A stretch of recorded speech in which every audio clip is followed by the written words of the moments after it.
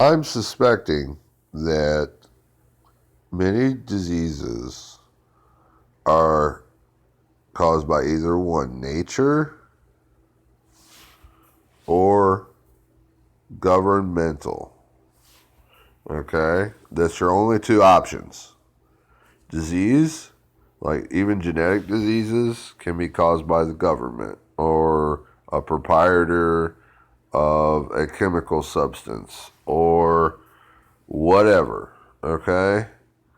If you were born with a genetic disorder, it could be caused by your parents. It could be caused by the government and the chemistry that your parents had. It could be caused by a virus, a toxin, whatever.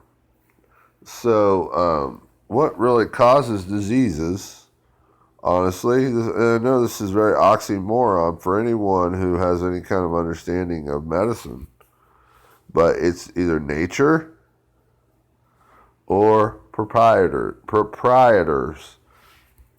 okay, which can be the government, which can be a doctor, which can be uh, Joe Schmo down the street selling you drugs. It could be all sorts of different kinds of chemistry. And the odds of getting a disease from living a basic normal life and cooking all of your food and water as if it were in its purest forms, uh, the odds of getting a genetic disorder are a lot less. So the real truth of the matter is that you have higher odds of getting a disease by using something that the government or the people had created in the form of chemistry or in the form of biology. So, really and truthfully, you could say the odds are the government is poisoning you. That's the odds. I tell you no lie. The odds are that the government has fucked your life up entirely. Okay, that's the odds. It's a real simple mathematical figure. Okay, because we know so much about nature that nature is less likely in many cases, especially when you cook things. Nature is less likely to give you a disease. So, however, air quality is a factor in this too. But however, we generally don't always get diseases from air when we sit alone by ourselves, especially in the house or in a facility.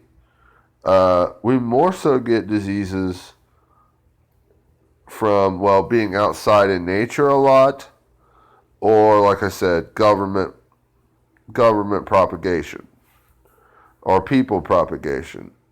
So, I mean, it's more likely that people cause disease more so than nature. So, if you were an isolated loner, it's generally the consensus that you're going to be potentially healthier, especially if you didn't partake in a lot of drugs and viruses and bacterias and you name it, poisons and toxins. If you were living a pure life, it would be much more quality than believing in this hoopla bullshit that they call medicine. Okay? The odds are against chemistry. For different reasons, chemistry doesn't always play by an exact measure. It can take paths that are quite random and also in combination. It can have alternates or alternative paths. And that's what makes chemistry so complicated, is that it's always an alternative. So it's combinational and alternative. And the energy of chemistry is a force that we know as entropy and enthalpy that basically can cause randomness of a reaction in certain complex structures like biology. So basically, disease also comes from mutations of reactive molecules and polymers and atoms. Reactive polymers, molecules, and atoms all have to do with all sorts of different things that can change your biochemistry. Even dosages can change your biochemistry. So, like, stress even changes your biochemistry. Sometimes the more stressed you are, the more you eat. Or the more work you do, the more you eat. Or if you eat too much because you have a chemical disorder that doesn't allow you to measure how much food you should eat in your brain, then basically you can eat too much. And then those chemistries, they take their pathological routes, and instead of having one molecule in a position that needs to be one molecule, now you have two or other substances that have overridden the position. So basically, you got to look at it that way. These combinational alternative pathologies are exactly that. They're little pathways that operate chemistry in cells. And that's really what pathology is. It's pathological. It's a path.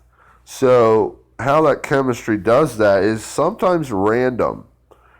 And it can happen at different times based on what the system is best required for, required with, that it's supposed to have.